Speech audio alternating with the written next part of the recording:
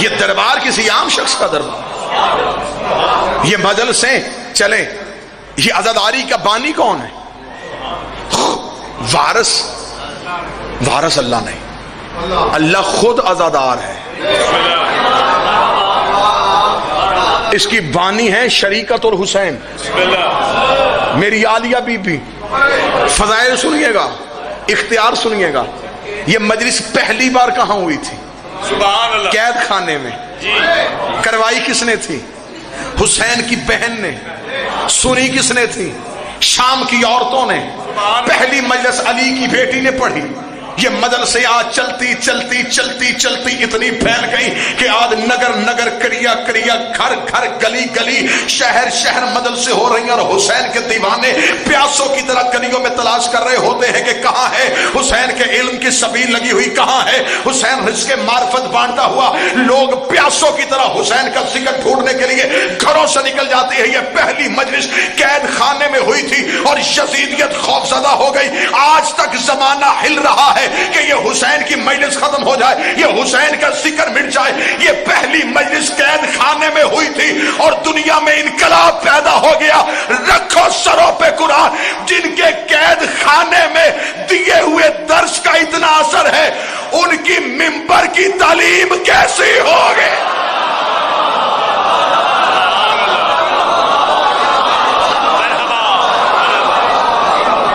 جن کے قید خانے کے تحفے میں اتنا اثر ہے،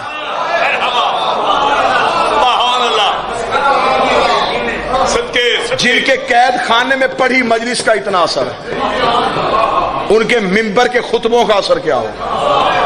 پڑھے لکھے احباب سے اگلی سطر کہوں، جس بی بی کے خطبوں نے قیامت ڈھا دی، جس کے خطبوں سے انقلاب آ گیا، اگر اس کی قرآن کی تفسیر آتی،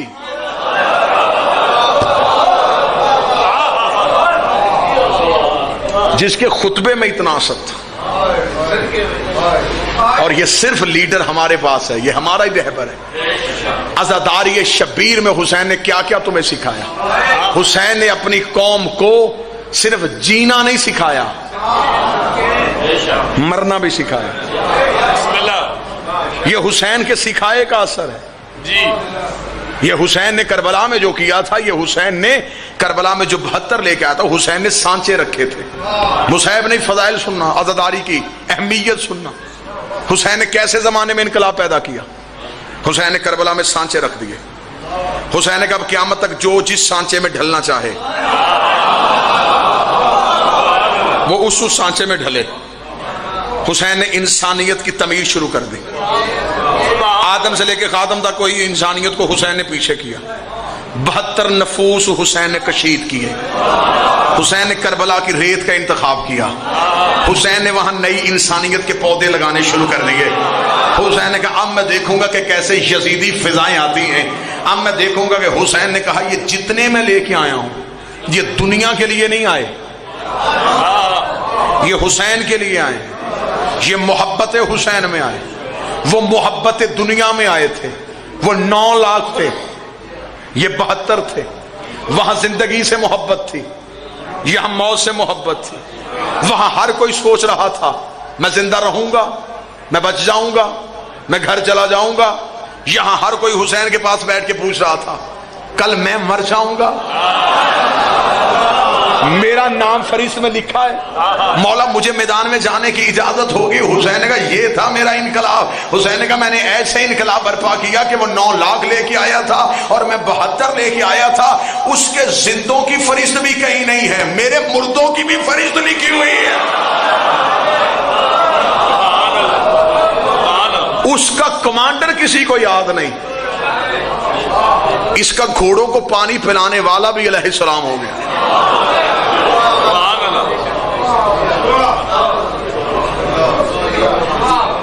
حسین نے کہا یہ حسین نے عشق کی بنیاد رکھی۔ حسین نے کہا یہ عشق ہے، یہ مجلسوں میں آنا یہ تمہارا فریضہ نہیں، تمہارا عشق ہے، عشق ہے۔ تمہیں کوئی کھینچ کے نہیں لاتا، تم خود کھچے ہوئے چلے آتے۔ بے شک یہ تمہارا حسین کے ساتھ عشق ہے۔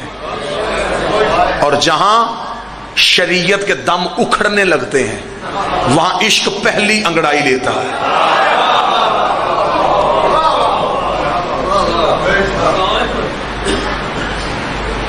تعظیم میں اور عبادت میں فرق ہے۔ آج بندے کہتے ہیں عبادت ہونی چاہیے، تعظیم ہو نہ ہو۔ اور میں تمہیں عبادت اور تعظیم کی ایک ہلکی سی جھلک دکھا دیتا ہوں۔ عبادت بھی وہی ہے جس میں تعظیم ہو۔ اور میں تمہیں ایک ہی تصویر میں دو رخ دکھاتا ہوں۔ ایک دن عبادت بھی گھر سے نکلی، تعظیم بھی گھر سے نکلی۔ بابا جی عبادت پوری جوانی میں تھی، تعظیم ابھی بچپن میں تھی۔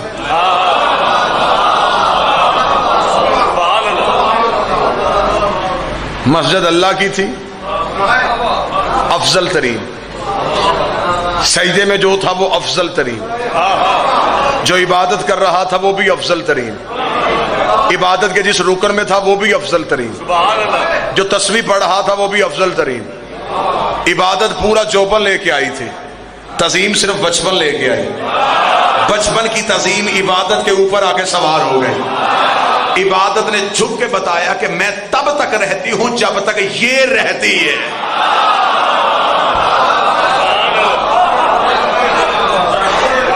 تعظیم اٹھائی، تعظیم گرائی، عبادت بڑھائی۔ آسان کر دیتا ہوں، تحت اللفظی سے نکل جاتا ہوں، لفظوں میں کہہ دیتا ہوں۔ حسین آئے، نماز ٹوٹی نہیں، لمبی ہوئی۔ ان کے نماز میں آنے سے ٹوٹتی نہیں،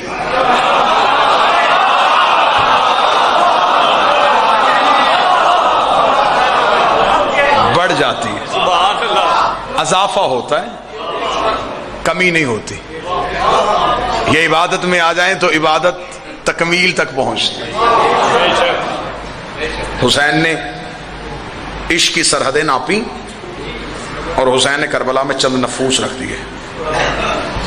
اب حسین نے دیا اپنی قوم کو ایک تصور، وہ تصور آپ تک پہنچاؤں عزاداری شبیر کی صورت میں۔ تصور کیا تھا؟ حسین نے کہا یہ کریں گے اب موت سے محبت، کریں گے میرے عشق میں۔ دلیل دینے لگا ہوں۔ آج شیعہ ہو کے بندہ پوچھتا زنجیر زنی کی دلیل کیا ہے؟ یہ سب سے پہلے خون کا پرسہ جی یہ کب سے شروع ہوا؟ یہ تو جہلانہ سا طریقہ ہے، یہ طریقہ، یہ روش زمانے میں رائج نہیں ہو رہی تھی جی۔ کس نے لکھا تھا؟ یہ کس نے پڑھا؟ آؤ میں تمہیں بتاؤں۔ جب امام حسین مدینہ سے مکہ پہنچے، امام حسین جب مکہ چھوڑ رہے تھے تو کچھ حاجی احراموں کے نیچے تلواریں اور حسین کا تعاقب کر رہے تھے۔ انوار المعارف کا حوالہ دے رہا ہوں، عرب زبان کی کتاب ہے، عربی کی۔ امام حسین نے گھوڑے کی زین پہ بیٹھ کے انہیں کہا بدبختو، مجھے ان لوہے کی تلواروں سے ڈراتے ہو؟ میں ایک وقت دیکھ رہا ہوں میرا محب لوہا اپنی کمر پہ پھیرے گا۔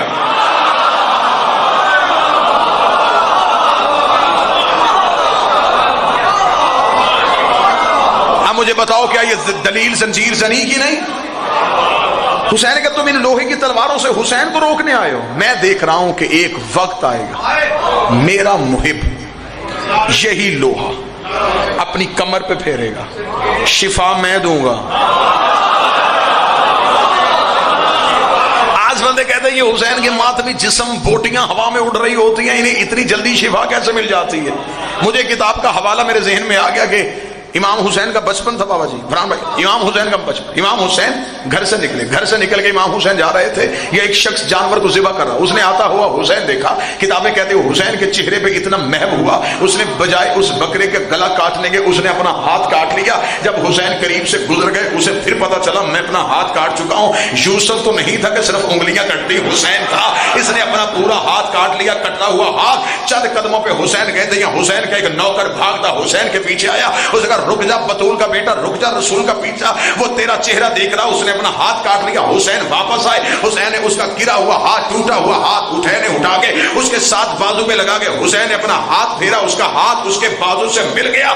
جب سے میں نے یہ واقعہ پڑھا اس کے بعد مجھے اب دوسری دلیل مانگنے کی ضرورت ہی نہیں ہے۔ اب ہمیں پتا چلا کہ ماتمیوں کے زخم ٹھیک کیسے ہوتے ہیں۔ یہ تیرے زخم اس لیے ٹھیک ہوتے ہیں تو زنجیر چلا کے گھر آتا ہے، حسین حسین تیری کمر پہ ہاتھ پھیر.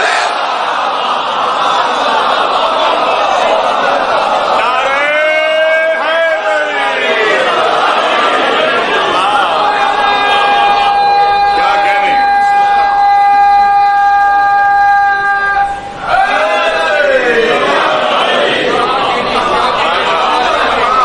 یہ عرش سے فرش پہ آئے تھے دنیا کو جینا سکھا سکے.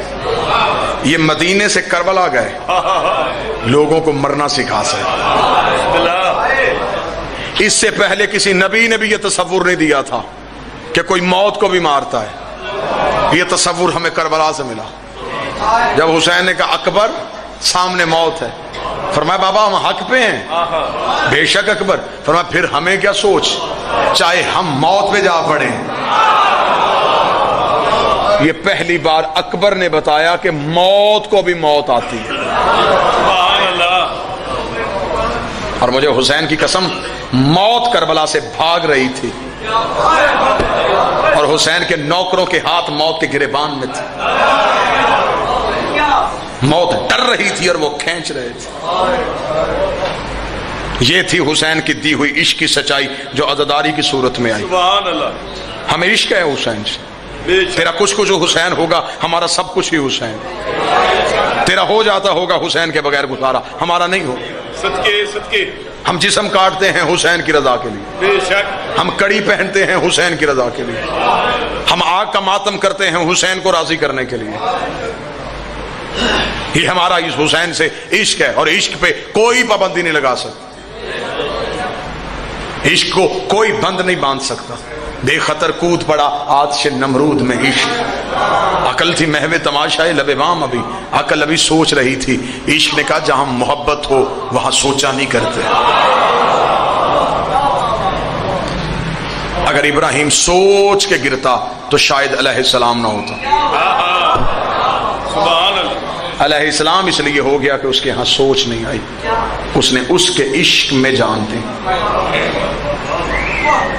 اب یہ وعدہ ہے حسین کے عزادار کے ساتھ اللہ کا، فَاذْكُرْنِي أَذْكُرْكَ. تم نے کیا ہے میرا ذکر، اب میں کروں گا تیرا ذکر. خدا نے کہا حسین اگر میرے پاس جسم ہوتا میں زمانے میں آ کے حسین حسین کرتا. میں جسم سے مبرہ ہوں، لیکن حسین میں وعدہ کرتا ہوں جو کام میں جسم کی صورت میں نہیں کر سکا، کچھ جسم ہی میں ایسے رکھ لوں گا. یہ جو عزادار عزاداری کرتا ہے یہ وعدہ توحید کو پورا کرتا ہے. یہ اللہ کا وعدہ تھا حسین سے. آیت قرآن کی میرے سامنے آ گیا. خدا نے کہا وَمَنْ ذَا الَّذِي يَقْرِضُ اللَّهَ قَرْضًا حَسَنًا. کون ہے جو اللہ کو قرض دے؟ آیت قرآن میں نہ ہو میں اس شوق میں گردن کٹواؤں گا. خدا نے صرف قرض نہیں کہا، کون ہے جو قرض حسنہ دے، نیک قرض دے. نماز قرض نہیں، احسان نہیں کرتے تم نماز پڑھ کے اللہ پہ، واجب ہے تم پہ. نعمتیں نہیں اس کی استعمال کرتے. کوئی قرض نہیں ہے. کوئی بندہ یہ ترجمہ کرے کہ نماز کو اس نے قرض کہا ہے. نماز قرض نہیں، اس نے واجب کی ہے. روزہ قرض نہیں، اس نے واجب کیا ہے. زکوٰۃ قرض نہیں، اس نے مال اس نے دیا تو اس کے مال میں سے دیتے. حج قرض نہیں ہے. استطاعت ہے تو آ جاؤ ورنہ رکو اپنے گھر پہ. جاؤ شرق غرب کے مولویوں سے جا کے پوچھو کون سا قرض ہے جو خدا مانگ رہا ہے. والدین کی خدمت واجب، ہمسایوں کے حقوق واجب. پھر خدا نے قرآن میں کیوں کہا کون ہے وہ جو مجھے قرض دے گا؟ اگر مجھ سے حوالہ چاہو گے میں کتاب ممبر پہ دکھانے کے لیے تیار ہوں. امام سے پوچھا گیا مولا یہ اللہ کون سا قرض مانگ رہا ہے؟ امام نے فرمایا جس نے میرے جد حسین کی عزاداری پہ ایک درہم بھی خرچ کیا اس نے اللہ کو مقروض کر لیا. جس نے حسین کی عزاداری پہ ایک درہم بھی خرچ کیا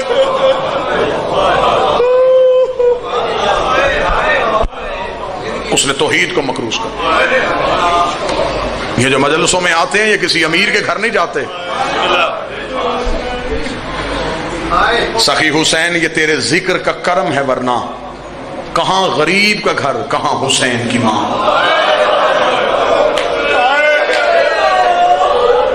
سخی حسین یہ تیرے ذکر کا کرم ہے، ورنہ کہاں غریب کا گھر، کہاں حسین کی ماں، اس کا وعدہ کسی امیر سے نہیں، دولت مند ہو، بڑے بڑے گھر بناؤ، میں تمہارے گھر آؤں گی، وہ کبھی جھونپڑی میں رہتا ہے، چھوٹا سا گھر ہے تیرا، تو صرف خاک پہ بیٹھ جا، تیرے پاس کوئی ذاکر پڑھنے والا نہیں، تو صرف مٹی پہ بیٹھ کے ایک دفعہ یا حسین کہے، میں بطول وعدہ کرتی ہوں پہلی صدا تو دے گا، دوسری تیرے گھر میں آ کے زہرا دے گا۔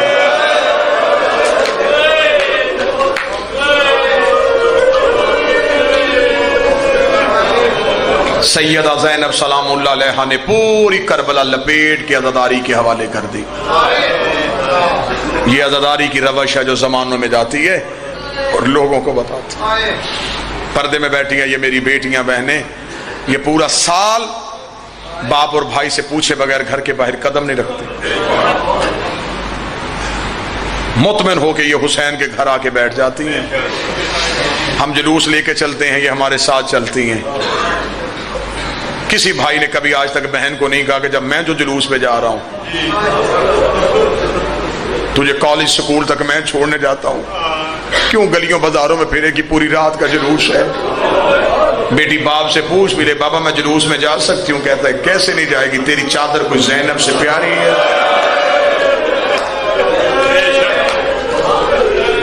عزاداری شبیر نہ چھوڑنا۔ بس ایام عزا قریب ہیں، وقت کے دامن میں وسعت نہیں، صرف ایک واقعہ پڑھ دیتا ہوں، فضائل زیادہ پڑھ گیا۔ مصر کا رہنے والا ایک تاجر، بابا جی محرم کا چاند ہوتا، اپنے گھر میں غریب کی مجلس کرواتا اور پوری شایع نشان کرواتا۔ ایک سال ایسا ہوا مال سارا گھاٹے میں چلا گیا، نقصان کاروبار میں ہو گیا، سب کچھ بک گیا، اتنا مقروض ہو گیا کہ گھر میں کھانے کے برتن بھی نہ رہے، گھر میں کھانے کے برتن نہیں، گھر بالکل خالی، اور محرم کا چاند طلوع ہو گیا۔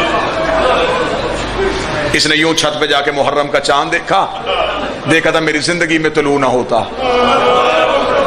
کاش تیرے آنے سے پہلے میں چلا گیا ہوتا، ہر سال تو طلوع ہوتا، میرے گھر میں حسین کی سب بچی تھی، حسین کے لنگر، حسین کے ماتمی، حسین کی نیازیں، آج میرے گھر میں کچھ بھی نہیں۔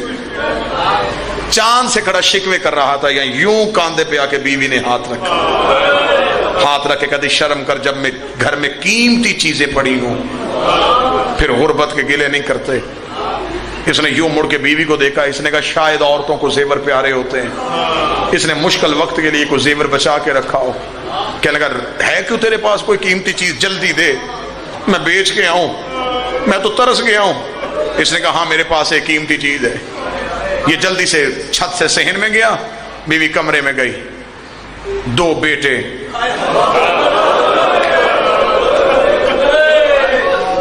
یوں لا کے سامنے کھڑے کر دیے۔ اس نے کہا کیا مطلب؟ کہنے کہ کس سے لیے تھے؟ حسین سے۔ چاند کس کا ہے؟ حسین کا۔ جس سے لیے تھے اسے واپس دے دے۔ کیا مطلب؟ بردہ فروشوں کے بازار میں جا کے بیچتے، بک جائیں گے، غلاموں کے بازار میں بیچتے۔ باپ نے کہا سوچ لے، اسے کہا میں نے سوچ لیا ہے، جلدی کر، میں نے غریب کی نیاز بنانی ہے۔ بیٹوں سے کہنے کا ملو ماں سے۔ بڑا بیٹا قریب آیا، چہرہ پھیر کے کہتی چلے جا، تو کوئی اون سے پیارا ہے۔ زینب نے حسین کے لیے اپنا اون محمد دیا تھا، بس جلدی کرو ختم کر دوں۔